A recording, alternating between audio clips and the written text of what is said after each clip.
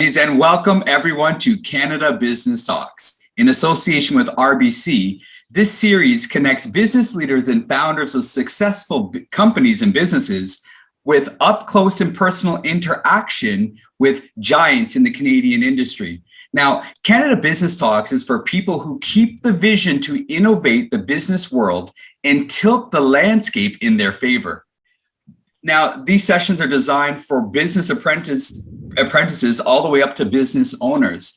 It's meant to provide proficient guidance and recommendations for running an efficient business. Today, we'll welcome Jim Estill to learn what it takes to be a resilient entrepreneur and what that mindset is all about to get through times, kind of something like we're in right now. Well, my name is Shiraz Sadiq, and for almost 20 years, I've been actively training, teaching, and public speaking in both the academic and corporate space. It's kind of an addiction for me. Now, simultaneously, I've held many sales leadership roles, generating record-setting performances. But you're not here to hear about me. What I'd like to do is introduce and thank our partners. That's RBC, our exclusive banking partner, our gold sponsor, Ricoh Canada and UPS, and our silver sponsor, Nerds On Site, for their continuous support to make events like this happen for everyone. Now, as you may have seen in our LinkedIn feed, we've recently launched the UPS Small Business of the Day campaign. We've collaborated with our partner, UPS, to promote small businesses on a daily basis through all of our social media platforms. Now, this is our way of giving back to small business at no cost to them.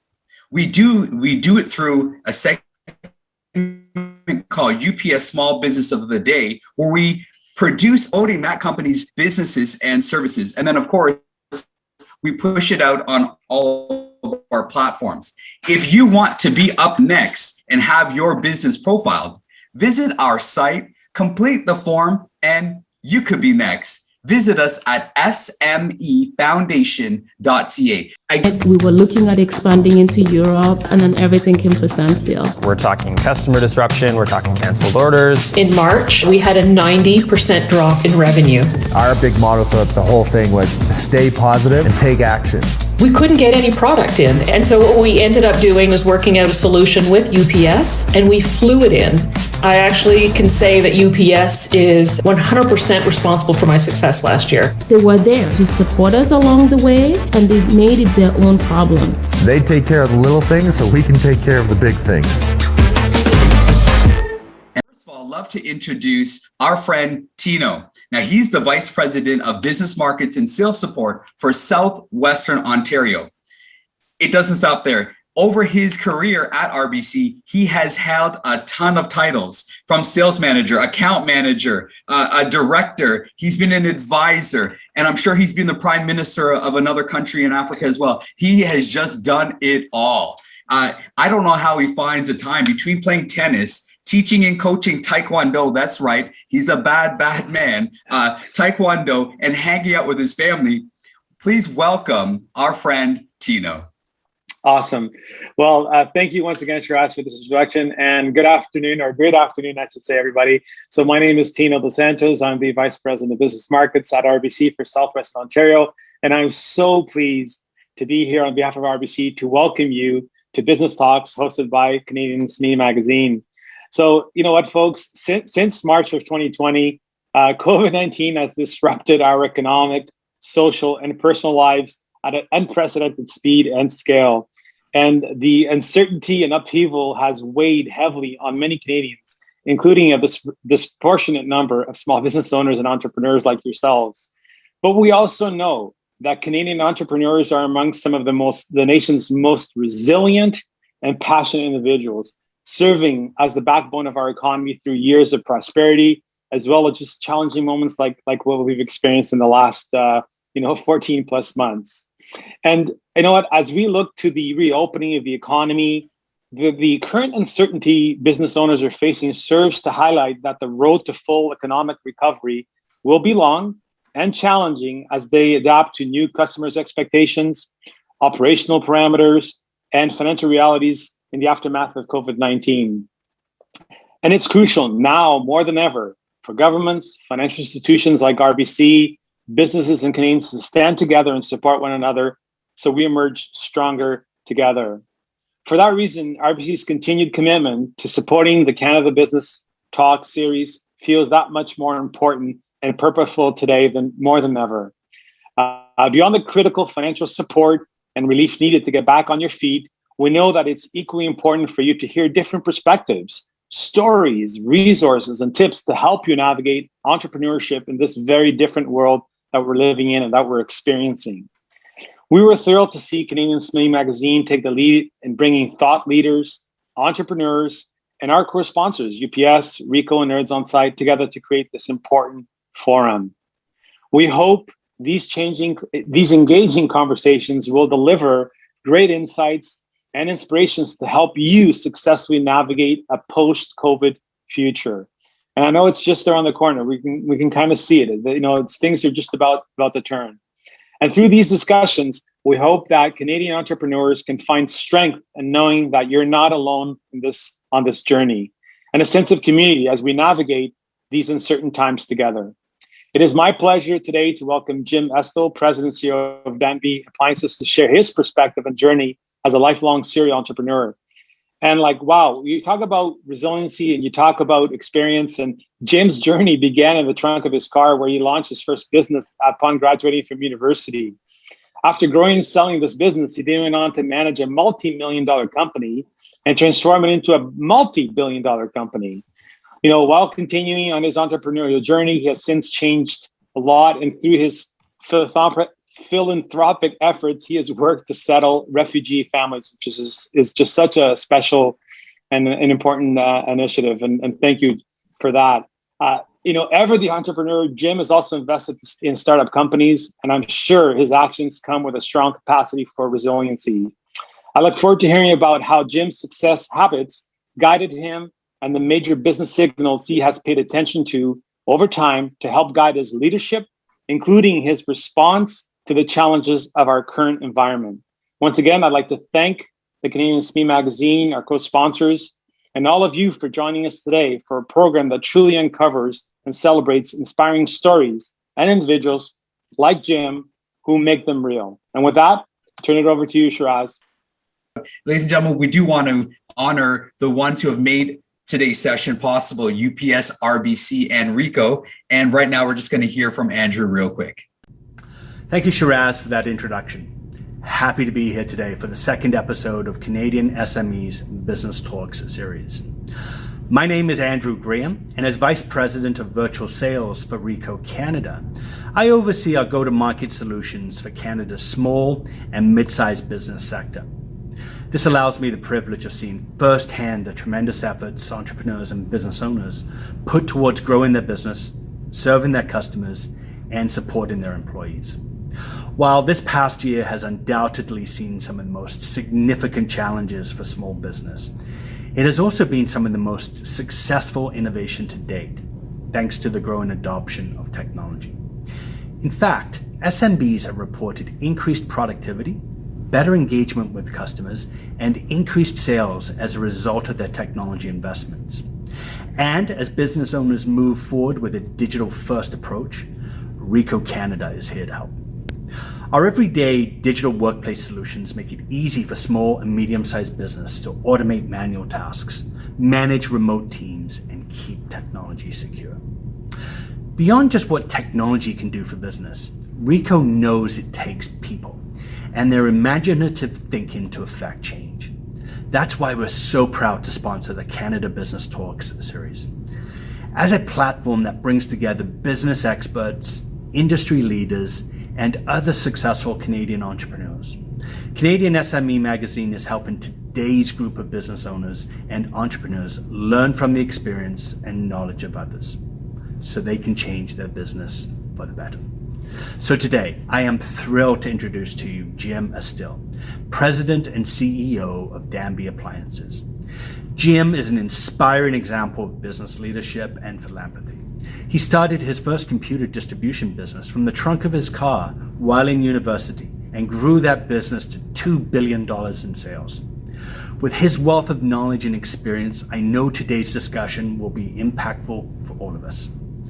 With that said, I want to say thank you to the Canadian SME for hosting today's event and to Jim for participating along with our other co-sponsors. Back to you, Shiraz. Thank you, Tino. And ladies and gentlemen, Jim Estill. Not only is the president and CEO of Danby Appliances, you're here to find out why he is so much more than that. Now, Tino did a fantastic job highlighting some of his journey. There's only a couple of more things that I wanted to point out. I was unaware that not only is he a business leader, but he is a business investor who's invested in more than 150 different technology companies, including back in the day, BlackBerry, where his vision caused him to jump on board before most people recognized the power of what was happening. Now, he joined their board and served for more than 13 years. He is right now, he's the entrepreneur, the Ernst & Young Entrepreneur of the Year for 2019. Ladies and gentlemen, without further ado, I just want to welcome our friend, Jim Estill. Well, thanks for having me. And, before we begin, I just want to let everybody know that Jim and I have known each other for a while, and we are in a hair competition, right? So you guys can go ahead and put in the chat who has better hair, because right now, both of us our hair is on lockdown and growing like weeds, and I love it.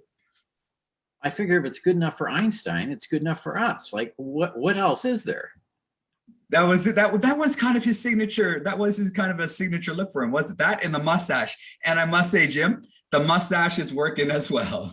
The first question that I have off the bat: you are known for Danby Appliances to the average person. If you were to look back and say, "Hey, I got into Danby because I wanted to make appliances," or was it a market, an industry, a niche that you kind of fell into it? Was it intentional, or was it kind of, it just happened? So definitely it just happened. So I had built my first business to a couple billion in sales. I sold it, retired for 5 years. And that's when I did a lot of my investing, angel investing. And I sat on the board of Danby Appliances. The CEO resigned. And so I said, I can go in and run it for a while. And then I said, I like operating a business, because I had missed that in that little 5-year period where I was a board member and, a mentor and consultant type, but I didn't get the juice that I did from running a business. So then I said, that's going to be my next decade. I'm going to run Danby Appliances. And then the ownership group said they wanted me to sell the business. So I said, well, how much for? And they told me. And so I said, okay, great, I'll take it. So that's how I ended up owning an appliance business. But my background is actually running a technology business. So what I was trying to do is bring some of the technology business advantages to a smokestack industry. The simplest thing would be speed. When I came to Danby, it's like, our freezer that we're bringing out 3 years from now will be this. What do you mean 3 years from now? What are we bringing out next month? And so it's stuff like that. Plus, of course, as you know, everything is connected and everything has chips, which is a problem for us. There is a world chip shortage, and that even goes through to impact simple little things like freezers. That's your thermostat. It's a chip, just like and it's impacting car production. It's impacting it's not just your iPhone and your computers. It touches almost everything. Okay, so in one of our previous conversations, we were describing the differences between or similarities between an entrepreneur and a problem solver. How would you measure the dynamic between being an entrepreneur and a problem solver? Are they one and the same, or are they different?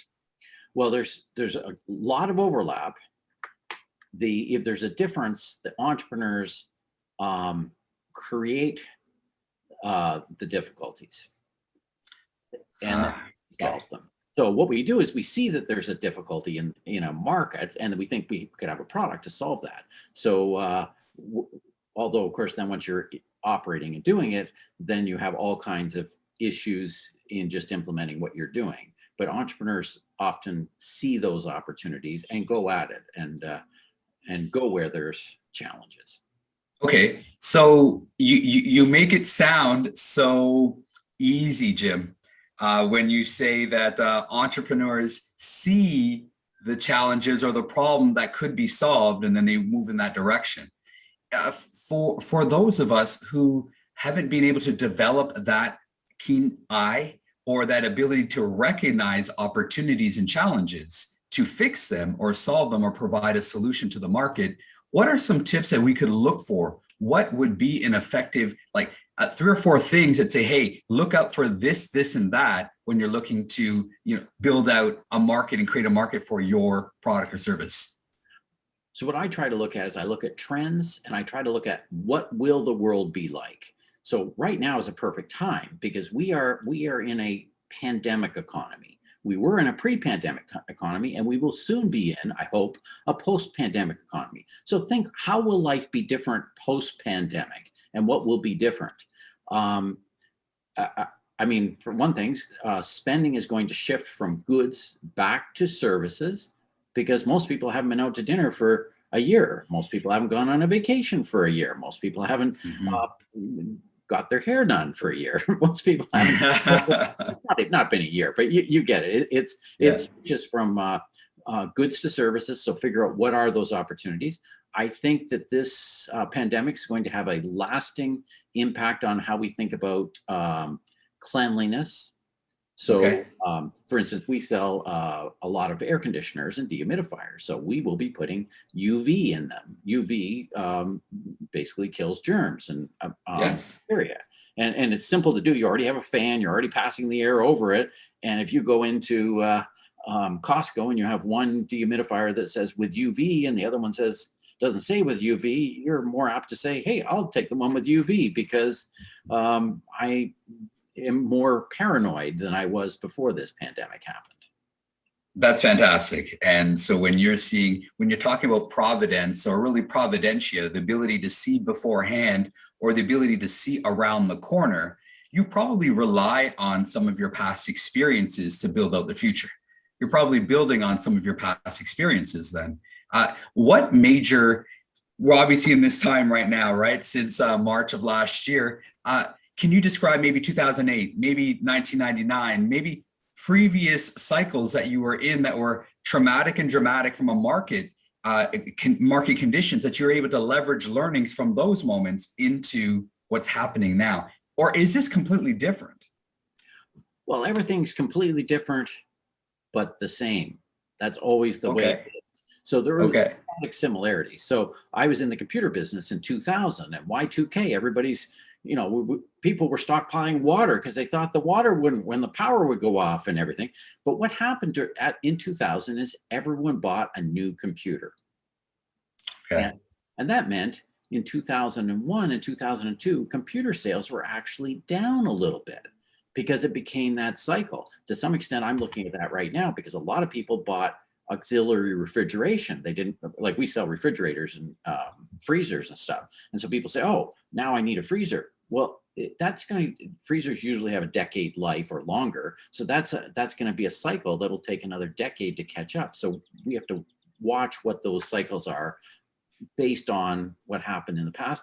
The other comment I'll say is I believe in fail often, fail fast, fail cheap.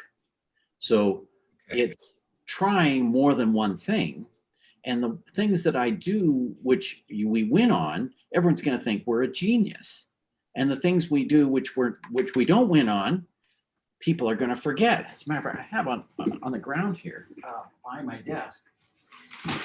This is a product which we developed in pandemic, and it's like a spacesuit, and it has a belt with a filter on it and a HEPA filter, and so I then could go out and use this. Well, guess how many of these we are selling? 0. It doesn't take a rocket science to say how much does this cost to develop. It's not free to develop a product like this. This is my fail often, fail fast, fail cheap. You will forget about that. And you're not going to say I'm stupid. Because at the same time we did that product, we did ventilators. And we ended up producing 10,000 ventilators. It took 100 of my employees to assemble those 10,000 ventilators, which were all done in a 4-month period.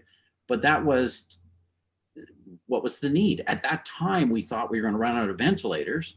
And so it was partly saving the world, but at the same time, I'm an entrepreneur.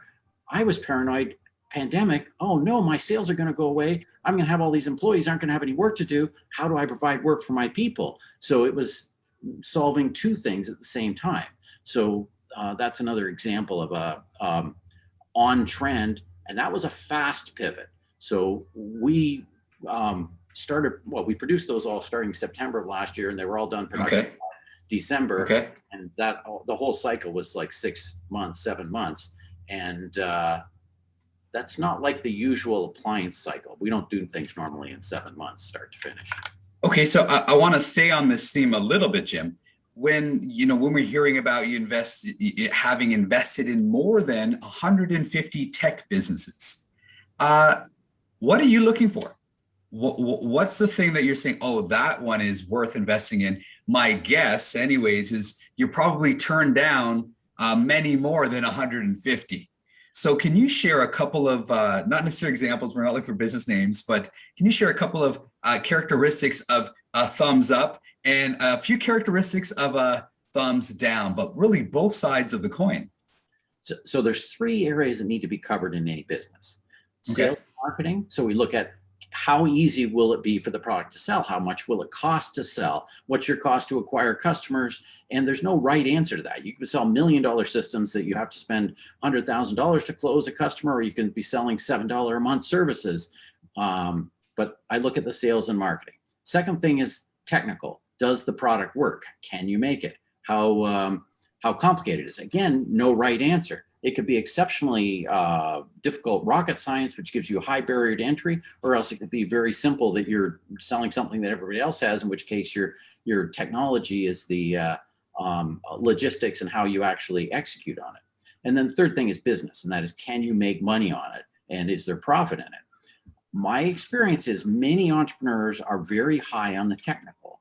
They have a product, but they are not strong on the sales and marketing. They don't know how to sell the product. I can't tell you how many people fail because they don't know how to sell. And if you don't know how to sell, or if you're weak on the business, oh, we've got a great business model here. We're going to have 1 million subscribers. Well, how much are they? Oh, they're free. Okay, that's great. And like, does it cost you anything to maintain these? And how much are you going to make when you have 1 million free subscribers? Now you can say, oh, I'm wrong because that's the way Facebook and Twitter started. But they played a long game, and they had the capital played a long game, and you may not have the capital for that. But the real screen overlies all of that, and that is the entrepreneur. And are they scalable? Are they high integrity? Do they have what it takes to get to the next level? And that's the toughest screen, because it's easy for someone to present well and maybe do a great job when they have 10 employees or 20 employees, but how do they do when they have 500 employees? And how is their ego big enough to not just blow with the wind which way the wind goes, but at the same time not so high ego that they can't listen, learn, and pivot. So many of the business I've invested in, there's the ones that are successful often didn't end up in the business they started in, but the entrepreneur was good enough to figure out, oh, let's pivot this, pivot that. So I can't tell you how many successful ones that I've done. It's often not exactly to the business plan. Okay, so before you go to the thumbs down, I want to do a quick recap, because you dropped 5. You said 3, but I found that there were 5 points that you really dropped. Just want to recap, just to make sure people have tight learnings that they can take away, if that's okay, Jim. The first one is sales and marketing. The second one is tech, the usability. The third one being business. Can you actually make money off of this? The fourth and the fifth are really interesting, where you were just sharing.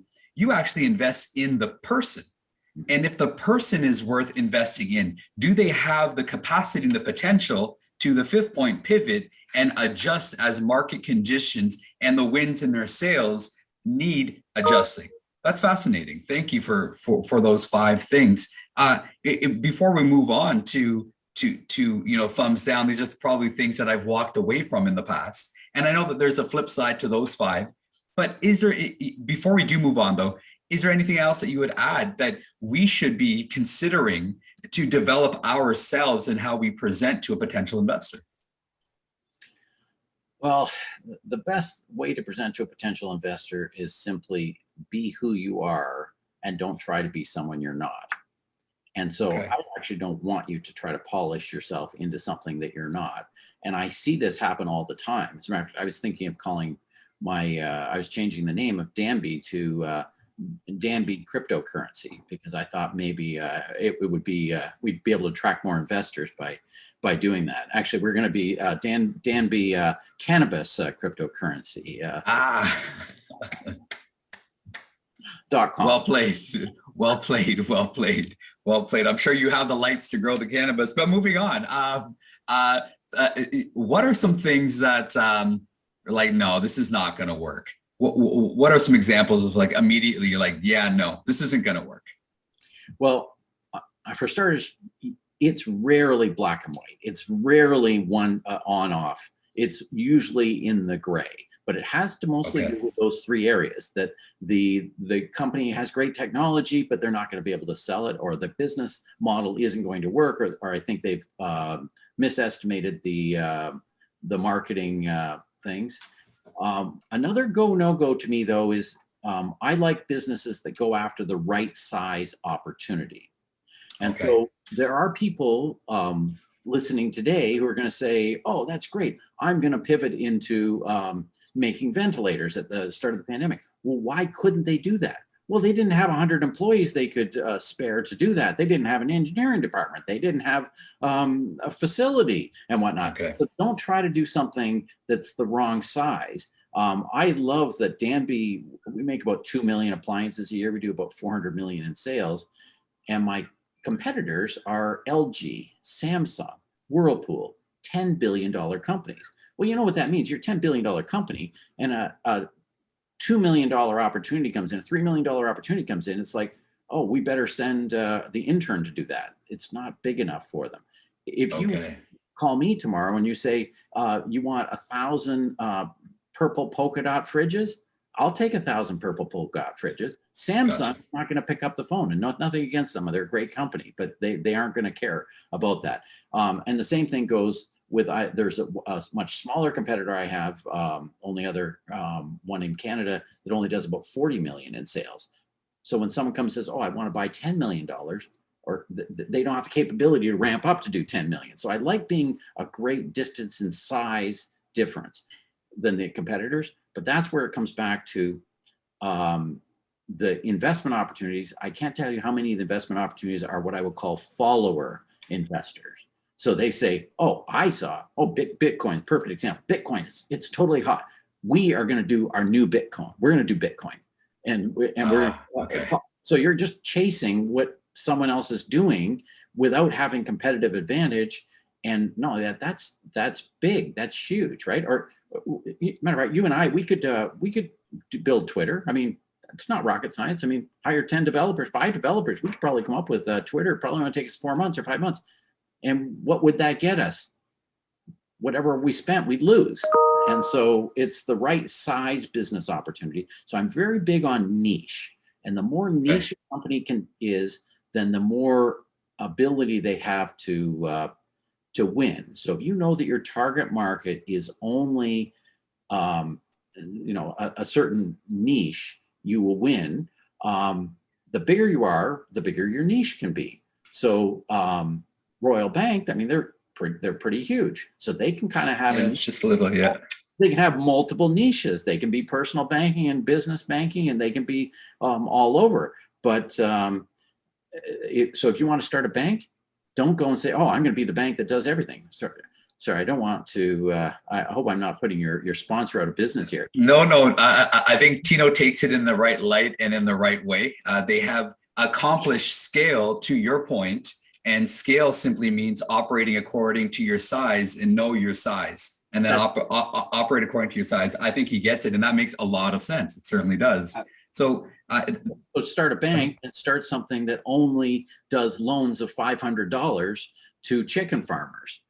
Or something, in which case you get good at talking to chicken farmers, doing $500 loans. I'm telling you, the Royal Bank's going to leave you alone. They don't want $500 loans, and they don't know enough about whatever. And maybe we'll have Tino join in a few minutes to see what he has to say about chicken farming. So before we get on to chicken farming, though, let's rewind even further, Jim. You mentioned that, hey, I was in business, I sold some stuff, and then I did some other stuff, some investing. Let's go back then. What was the business that you had sold to be able to create your ability to invest? Can you describe how you got into that business, what it was, and what your exit was out of that business? So I am an engineer, and Okay. I needed a computer to design circuit boards because I wanted to design circuit boards.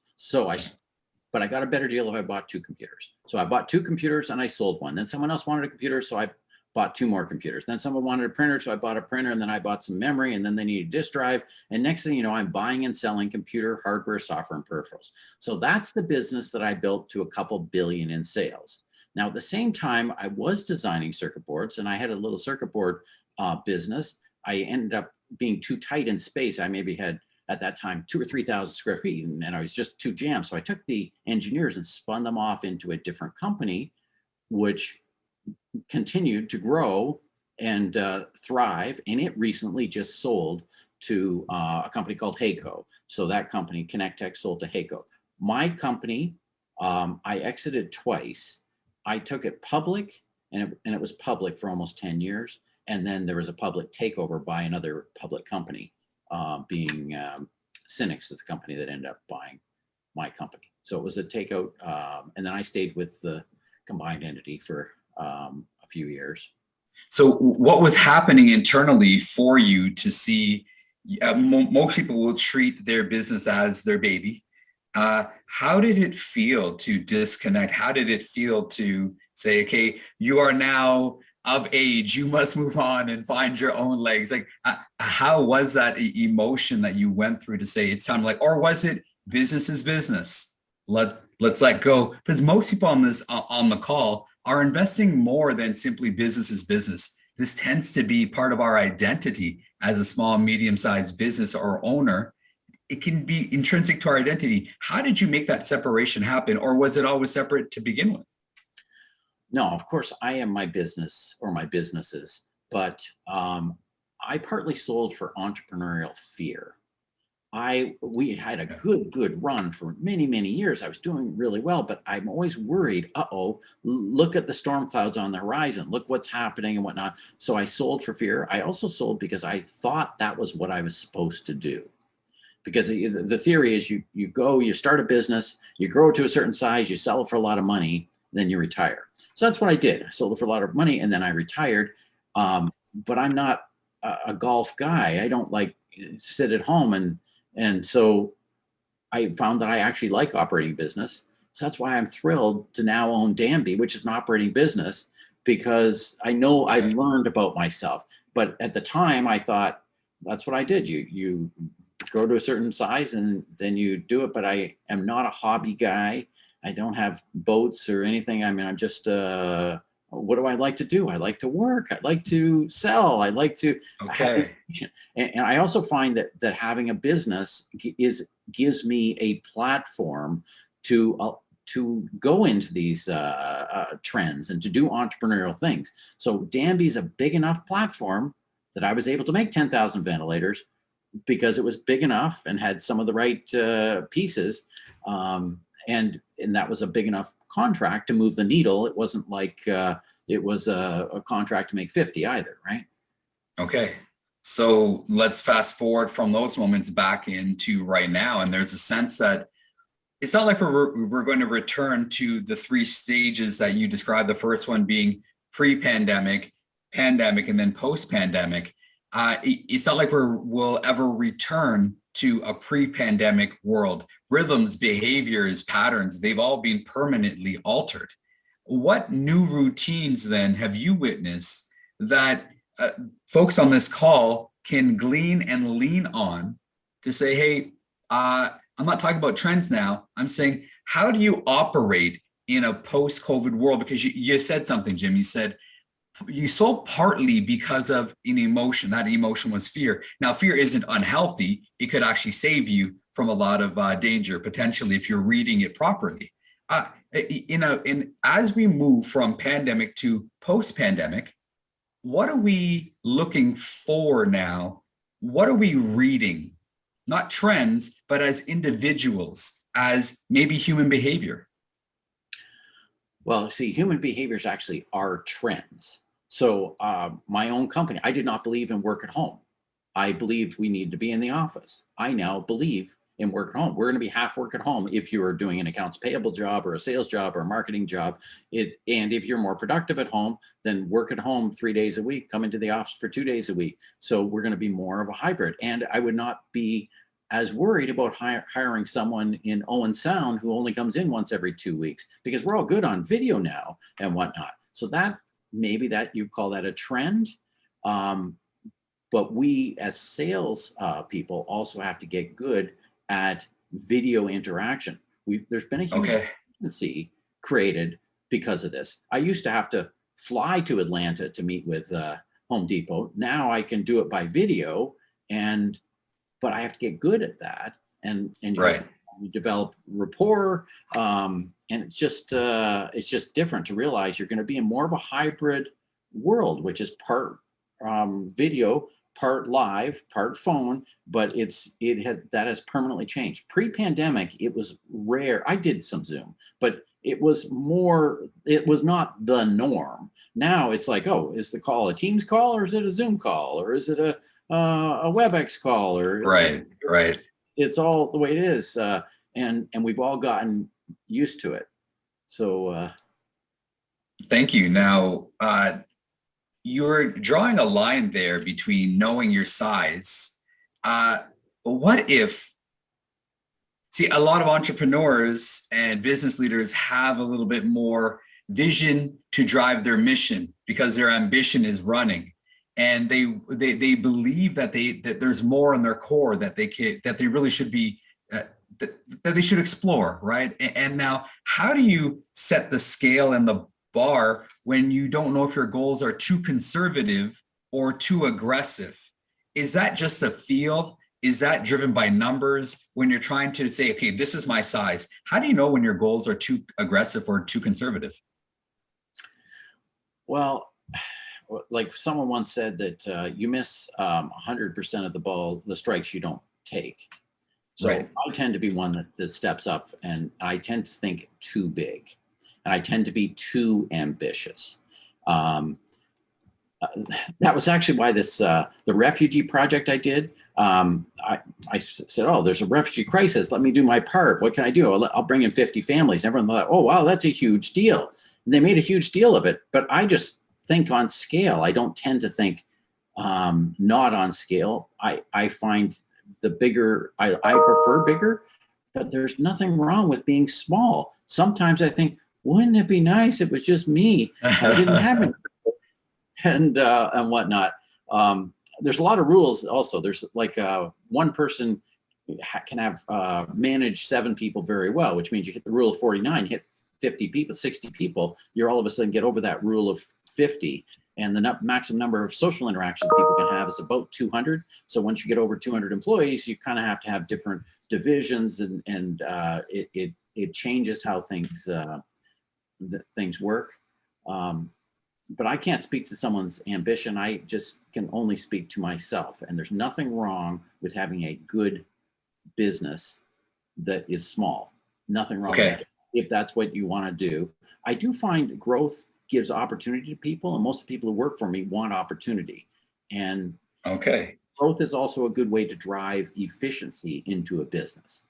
So if I increase my sales by 20% and increase my staff by 10%, that's a fun way to grow. And then I can give everybody a raise of 5%, and I can pay more, the increase in taxes and hydro and all this, the normal increases I have, and I make more money and everybody's happy. Where if we were selling the same amount every year, the only way for me to drive efficiencies in is I guess I'd have to downsize. And that's not a fun environment. And there's no new opportunities. So people actually get opportunities when you do new, as you grow, because gee, I didn't have an outlet store 5 years ago. Now I've got there's an opportunity for someone to be an outlet store manager, right? Okay. So starting a business when you started might be different than starting a business today. And there's nothing wrong with starting a business in a pandemic. There's absolutely nothing wrong with that. There's actually a lot of advantages if you recognize the right opportunities. Moving to some questions that are coming in from our audience. And thank you, everyone. If you have more questions, please send them along. Our moderator is certainly looking at them and posting them for us. So right now, one piece of advice. Now, it's the typical question. Hey, Mr. Important Business Person, can you give me one piece of advice if I'm starting out right now? What would it be? But I want to put a small twist on that. Given our current environment, what are some markers that we should be looking at that are different now than they were, say, 30 years ago? As far as, here are a couple of markers, check these pointers out because it's different. What's different today? Well, the beauty for entrepreneurs today is things are changing rapidly. When things change rapidly, that opens up opportunity. I always look for competitive advantage. So if you're trying to do things the same as everybody else does, the same way that everybody else does it, you will not make any money. But right now, there's opportunities to have competitive advantage that did not exist pre-pandemic. A simple example would be you could easily have a virtual company. There's no reason you couldn't have a completely virtual company. And nobody's even going to think less of you from the customer end, and nobody on the, your employees won't like that. That's a simple example, which pre-pandemic 2 years ago, I don't think you could have a virtual company as easily. I think that the bricks and mortar companies would skate circles around you. But so the key though is to look at competitive advantage and what is your competitive advantage, and then accentuate that competitive advantage. Okay, so accentuate that advantage. Now, earlier you described, hey, crypto, now I'm going to sell crypto. Hey, cannabis, now I'm going to get into selling weed. And it wasn't the dynamic I was hearing, wasn't there's leaders and there's followers. It's almost like you introduce a middle ground of being a chaser.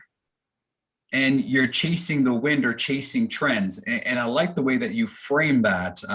I guess the first thing, would chaser be the right word to describe that? But bridging that into the next thought, if it is chasing, what is worth chasing? And what should we just kind of go our own way? So one thing I do on competitive advantage is I look at what do the competitors do well?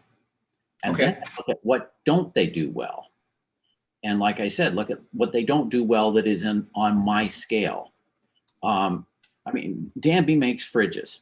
So, and LG makes fridges, and Whirlpool, they all make fridges. So what's the difference? Our difference is really subtle. We make small, large appliances, kind of a weird space. We make smallish fridges. Now, I like it. They don't care that much about smallish fridges, because a smallish fridge sells for, well, a bar fridge sells for like $249, where they want to sell $3,000 fridges. They want to sell bigger and bigger fridges that are, huge and wide. I don't even want to sell them. And the advantage if I sell small, then my factories get good at making small, and I get good at shipping small, and I get all the tricks of doing small. And I've actually lucked onto another trend, and that's a small space living trend. So it's very right now you can get condos in Toronto that are 400 square feet. Well, if you get 400 square foot, you don't want a bar fridge, but we sell full size but smallish fridges. You just don't have space for a great big 38-inch fridge. You like a nice 32-inch or 30-inch fridge. Jim, you're hitting home for me, because our dilemma right now, I'm sorry, audience, I just have a quick consultation with Jim. Our dilemma isn't the width of the fridge. We have space to width-wise, but to go slim from wall out, the smallest we can find is counter depth, and counter depth for our kitchen doesn't even work because we have more of a galley kitchen. So is that the type of problem that you're solving? Because if it is, I'm calling you after, and you got to help me find a slim fridge. But moving on, this isn't about me. Let's move on from here. There's another great question that's coming up, and thank you everyone for participating. Thank you again to RBC and UPS, and of course Jim, for making today happen. When we talk about branding and having a brand and keeping your message clean and clear, what are some thoughts as far as how to shorten your brand's message, and how have you? Because you were sharing with us how you described the space that you actually believe what you're saying. How can you help someone else shape their message when they're describing their brand? Well, I love branding, and I will say whether or not you think you have a brand or not, you do have a brand. Your brand has to be consistent with what people think about you. Because so if I said, we are the leaders in refrigeration, we're the refrigerator manufacturer, you're going to say, that's not congruent. You're not the refrigerator company. But when I start saying something small, then you say, oh, that resonates, because I've probably seen a Danby bar fridge in a hotel I've been to. Now, the other thing I will talk about, our tagline is do the right thing. It's not really brand, but that is brand. And that gives people confidence. And part of marketing is putting words that people can resonate with. But a lot of your brand is just what you do. You become what you do, and people see what you do regardless of what you say. So sometimes people think they put a marketing gloss on it. You can't really put a marketing gloss on it. You can't say you're something that you're not. Okay. And it almost sounds like your mission is your brand. Almost. That's correct. I would say yes, a lot of it. Yeah. All right. Let's go back then to your mission when you left school as an engineer. Would you describe then your journey being in business as inventing or innovating? I think that I'm more of an innovator than an inventor, and most of our changes are incremental. They're not earth-shattering. I mean, that's not true when I was on the BlackBerry board. They actually did change the world as far as introducing the smartphone goes. But bulk of where I've made my money is minor innovations. And the other thing is people think innovation, they think, oh, it has to be in the product. It doesn't have to be in the product. It can be in the delivery system. It can be in the packaging. It can be in it can be in the channel, how you sell something. It can be anything. It doesn't have to be that it's completely different. It can be minor. Okay, so how have you been able to apply your engineering thought process? Because you just think different when you have that ring on your finger. For those who don't know, engineers will have a special ring when they graduate. How have you been able to leverage a non-traditional business background? And I'm sure you've done more than just simply engineering since then. You've lived the life in the school of business, obviously. How have you, though, leveraged a non-traditional business education, but like engineering, into how you design process, how you design programs, how you design your staff? And where I'm going with this is, how have you engineered your business from a human capital perspective? Again, a question from the audience is to keep your team motivated despite the challenges that we're all facing. So I just start with, you're absolutely right. Everything we do is engineering, and I'm big on process because process makes things replicable. Process, if you get everything done the same way every time, it works. So we spend a lot of time polishing process, and some of that is engineering. What I will say is I've been a changing person and a changing work over my lifetime. I am actually a very bad engineer. Okay. I prefer, well, this is why, I started designing circuit boards and then I ended up selling. So I'm an engineer that's gone bad. I moved more into sales and marketing and whatnot. I have engineers, real engineers who work for me, but I don't like being locked in a room with a computer designing things. And I'm not that good at it compared to the real engineers. Every time I get on a plane, look out and see the wing shaking, I think, wow, I'm really thankful there are real engineers because I couldn't design a plane. And wouldn't want to fly in one that I designed. But the other thing you said, Shiraz, is you talk about the people. And in business, your leverage comes through your people. And I will tell you, the people part of your psyche is way more important than any technical thinking that you have. It is that is totally the way you're going to scale, is through your people and inspiring them. Like, we can all hire people. the difference between having someone who's inspired and someone's working for as a job is, 100% difference in productivity. If someone's inspired, you don't have to be sitting there checking over their shoulder every minute. Inspiration's what works. Okay.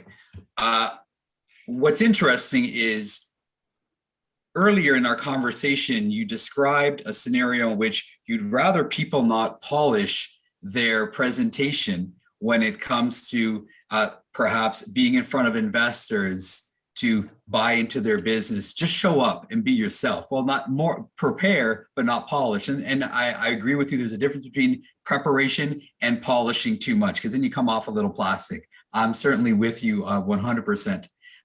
That's one thing that you've done today. And I wanted to thank you.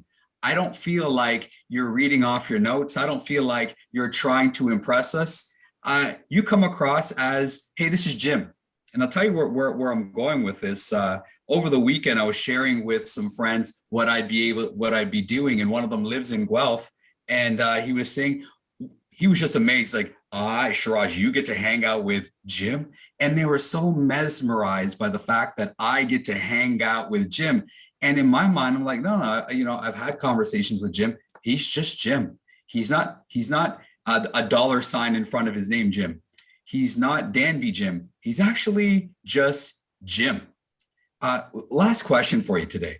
How have you remained Jim through the highs, through the lows, through BlackBerry, through billions, through millions, through 400 millions, through ventilators, COVID? And how will Jim stay Jim as we move forward into post-pandemic? What are you going to do to stay Jim? And what can we do to maintain hope that we are good enough? Just the fact that we're on the planet should mean that we have enough hope to do the things that we believe it's in our DNA to provide to the planet. What can we do to make sure that we believe that we are good enough, period? Well, one thing I always say is, if I think I've arrived, then I'm going to fail. Or if I think I'm good, then I will die. The other thing is, you are right. I am just Jim. And that is so liberating, because if I had to be perfect, then it's impossible for me to live up to it. But I can hang up and say, I wish I had said this to this question. I mean, yeah, I'm not perfect. Maybe next interview I'll do better on this. I should have thought about this or whatever. But at the end of the day, if you think too much of yourself, then you obviously don't realize. I think I also believe in luck. So I've been extremely lucky in life. I believe in gratitude. And so I write in a gratitude journal every day what I'm grateful for. And anyone who's listening to this today has a lot to be grateful for. And most of the problems, any of the problems you have, if you've got a computer, you're dealing with first world problems. We are not dealing with, my problem is my whatever, right? My coffee's not hot enough. Isn't it a terrible situation I'm in? You got it. And I got to tell you, my coffee has cooled down, but from now on, I'll just be thankful and full of gratitude that I actually have a cup of coffee. Jim, thank you again for taking the time to be with us. We do have time for one or two more questions before we wrap up. So I know the moderator is feeding me some questions right now. Before I get to that, I want to give you the mic. I don't want to frame a question to you. I don't want to box you in to say what I want you to say or respond to. What would be something that you would want to share with the audience, given everything that we're dealing with? What would you say to us? If you can tie what you do to a higher purpose, you will succeed. And I will tell you, your higher purpose is not to make more money. Money is a tool to help and save the world. And if you're trying to save the world, you'll get everyone to come along with you, and it will be a lot of fun, and life's a journey. So that's how we can make a boring product. How inspirational is to make another 10,000 freezers? That's not inspiring. Saving the world, that's inspiring. I need you to break that down, because that elephant is a little too large. I don't think that many of us will be able to scale our minds to be able to pursue world peace and saving the world. How would I break that down then, Jim, to my next step? What's my next step to get to the place where we're saving the world, but what's my next step? So that's the key. You do it for something that's the right scale for you. So I helped with refugees. I brought in maybe 500 refugees. Wow. How many refugees are there? 1 million? Or is there 2 million? It doesn't matter. So I can stay up all night worrying about the 1 million that I didn't bring in. I will tell you, every single day I get 10 very sad emails from people that need help. But at the end of the day, I do what little piece I can do on that.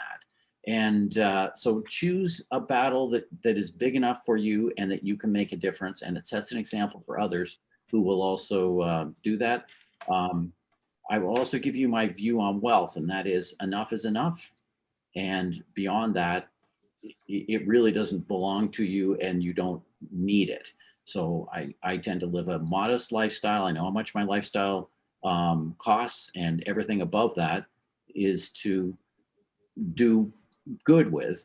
And it's also not completely not self-serving. I mean, it makes the world a better place. It makes it a safer world. Do I want to just build a big razor wire compound to live in so that I can't go out to dinner for fear of we want a more level playing field. So I recommend reading a book. Conscious Capitalism is one example of a good book that talks about multi-stakeholders. It's not just the me, the shareholder, or and it's not just the employees, and it's not just the customers, it's not just the suppliers, it's the ecosystem, it's system. Jim, thank you. We asked you to join us today to share thoughts about being a resilient entrepreneur and simply how to build up your own personal resilience. If the audience hasn't taken that away from this conversation, perhaps their volume was down like our earlier videos. So thank you so much for taking the time today. And thank you, Andrew. Folks, we are almost at the end of our time. So thank you for taking the time to be with us. Hopefully you are going to be able to take away some golden nuggets from this conversation and this up close and interaction with our friend Jim. Again, this will be available at CanadianSME.ca.